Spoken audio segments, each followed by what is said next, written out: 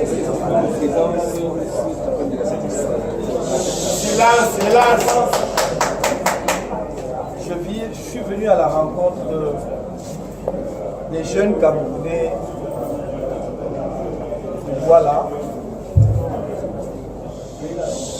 Et dans la continuité de ce que j'ai déjà fait à Yaoundé, puisque j'ai rencontré il y a quelques semaines les jeunes de Yaoundé au siège du mouvement pour la renaissance du Cameroun, pour que l'on échange à la fois sur l'offre politique, la vision, le projet de société que le MRC propose aux Camerounais, et en particulier l'offre spécifique que le MRC a pour les jeunes, en particulier pour venir à bout du chômage des jeunes. C'est ce qui explique ma présence ici à Douala aujourd'hui, et j'espère pouvoir continuer cela dans d'autres villes du pays.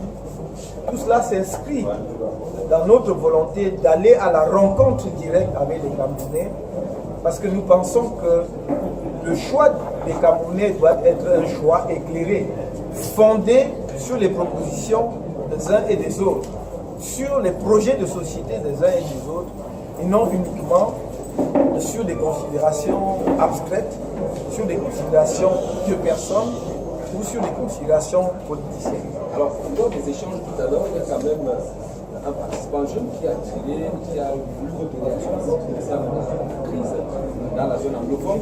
On note que ces derniers jours, le gouvernement a entamé une série de négociations, d'explications à l'étranger. Vous connaissez ce qui s'est passé de ce côté-là. Et en plus, plus récemment, on parlait des explosifs qui ont été saisis à Paris. Quelle est la réaction du MRC par rapport à tous ces éléments dans le cadre de la collaboration? D'abord, en ce qui concerne la tournée à l'étranger, je ne sais pas quelle analyse le gouvernement a fait de la situation pour décider d'envoyer cette mission à l'étranger. Je pense qu'il aurait été probablement plus sage, et en tout cas c'est ce que le MRC aurait fait, de mettre en place des mesures de confiance et d'apaisement qui sont nécessaires sur le territoire avec les populations et les leaders anglophones concernés avant d'aller à l'étranger, si d'ailleurs tant est qu'il soit nécessaire d'aller à l'étranger pour expliquer les problèmes qui d'ailleurs se posent prioritairement sur le territoire national. Qu'est-ce que je veux dire? Ce que je veux dire, c'est que la solution au problème anglophone, le MRC l'a proposé depuis, et nous pensons que la proposition que nous avons faite reste valable. Il s'agit d'une proposition en deux temps. Envoyer une délégation politique composée de personnalités de la société civile, des leaders religieux traditionnels venant de différentes régions du pays, des leaders politiques qui ont encore un crédit, qui vont vers nos populations, vers nos compatriotes des régions du nord-ouest et du sud-ouest, avec un message de paix, pour dire, on a entendu vos cris, vous êtes nos frères, nous venons essuyer vos larmes. Mais cette démarche doit s'accompagner de mesures d'apaisement de l'État. Et parmi ces mesures, nous pensons qu'une des mesures prioritaires, c'est la relaxe. Il faut remettre en liberté les leaders anglophones qui ont été arrêtés et dont la plupart, sinon tous, sont poursuivis aujourd'hui devant le tribunal militaire du terrorisme. Parce que si le gouvernement lui-même dit aujourd'hui qu'il met en place des mesures qui correspondent donc aux demandes qui étaient formulées par ces populations, pourquoi donc mettre en prison ceux qui ont formulé ces revendications? C'est dire donc qu'ils avaient raison de formuler ces revendications. De plus, vous ne pouvez pas discuter avec des Camerounais la veille et le lendemain les arrêter en disant qu'ils sont des terroristes. Troisièmement, ces arrestations confortent justement nos craintes exprimées en 2014 lorsque l'on a adopté cette fameuse loi sur le terrorisme, où nous avons dit oui, le Cameroun a besoin d'une loi spécifique sur le terrorisme, Mais non, la loi telle qu'elle est formulée n'est pas bonne parce qu'elle peut prêter à confusion. On peut l'utiliser contre des personnes qui ne sont pas des terroristes, à d'autres fins que la lutte contre le terrorisme. Et nous craignons que d'une certaine manière, ce soit ce qui se passe. En ce qui concerne donc ces délégations, je crois que les personnes les plus indiquées pour répondre vraiment à cette question, ce sont les autorités gouvernementales, parce que nous supposons que si on a pu faire un tel déploiement, c'est après avoir analysé et posé un diagnostic. En ce qui concerne le MRC, ils pensent que la solution est nationale. C'est au Cameroun qu'il faut résoudre le problème anglophone. Dans un deuxième temps, dans le deuxième volet de notre proposition, c'était une fois que cette délégation politique d'apaisement est allée, et nous sommes convaincus que si cette délégation va, avec les mesures d'accompagnement dont nous venons de parler, la rentrée scolaire dans les régions anglophones se feront dans les bonnes conditions. Les parents vont laisser les enfants aller à l'école. Alors, l'autre dernière actualité. Je n'ai pas terminé. Donc, le deuxième volet, c'était qu'une fois que cette délégation est allée, le gouvernement ouvre le dialogue, mais un dialogue national, un dialogue de bonne foi avec nos compatriotes anglophones sur le sens et la portée de leurs revendications. J'ai toujours dit, et nous l'avons toujours dit au MRC, le fait de dire que l'on dialogue avec ses compatriotes ne veut pas dire nécessairement qu'on accepte tout ce qu'ils demandent, mais il faut aller au dialogue. Voilà parce qu'il nous concerne la démarche et la méthode qu'il faut adopter. Mais vous avez parlé des armes et des explosifs. C'est préoccupant. Si le gouvernement en parle, et si le gouvernement expose au public des armes qui ont été retrouvées dans les localités de notre pays, c'est un vrai sujet de préoccupation. Et le MRC est inquiet. Parce que si c'est vrai que ces armes ont été entreposées là, cela veut dire que la crise prend une nouvelle tournure qui ne peut qu'inquiéter les Camerounais.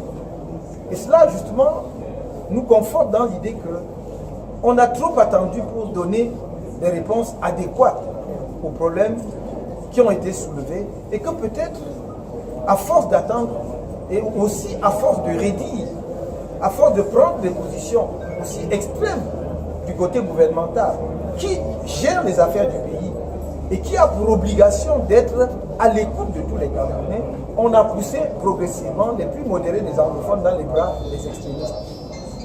Mais des questions demeurent. Quand on expose des explosifs, quand on expose des armes, on doit faire toute la lumière sur la question. On doit nous donner les séries d'armes, les numéros de série des armes. On doit nous donner les numéros de série des munitions et autres. Parce qu'en matière militaire, notamment d'équipement militaire, d'armement, la traçabilité est possible à partir des numéros de série. Si vous avez toutes ces informations, on peut remonter jusqu'à savoir d'où, de quel pays éventuellement viennent ces armes, de quel stock viennent ces armes, et pouvoir identifier de façon certaine la source. Et savoir si ces armes, si elles ont effectivement été entreposées, sont imputables à ceux à qui on veut les imputer ou à d'autres personnes. Je crois que le gouvernement doit au peuple camerounais ces précisions et ces clarifications. Alors, la dernière préoccupation, c'est également le Cameroun attend organiser la Coupe d'Afrique des Nations en 2019. On a d'ailleurs suivi le président de la République jeudi, quand il recevait certains nombres d'athlètes. Il a dit que le Cameroun sera prêt le jour J. Mais tout porte à croire que ce sont les inquiétudes de certains Camerounais qu'on est beaucoup plus focalisé à la CAN 2019 alors qu'il y a une grande échéance électorale qui est en 2018. Est-ce que cela ne donne pas l'impression que les élections risqueraient de ne pas être tenues en 2018? D'abord à propos de la CAN elle-même, je voudrais dire en tant que patriote camerounais que je ne peux pas souhaiter que l'on retire la CAN à mon pays. Je ne peux pas partager l'idée qui est aujourd'hui véhiculée que l'on peut enlever à un pays l'organisation d'une compétition qu'on lui a attribuée régulièrement et officiellement. Mais une fois que j'ai dit cela, je dois ajouter que le MRC n'aurait pas géré ce dossier de la façon dont le gouvernement l'a géré.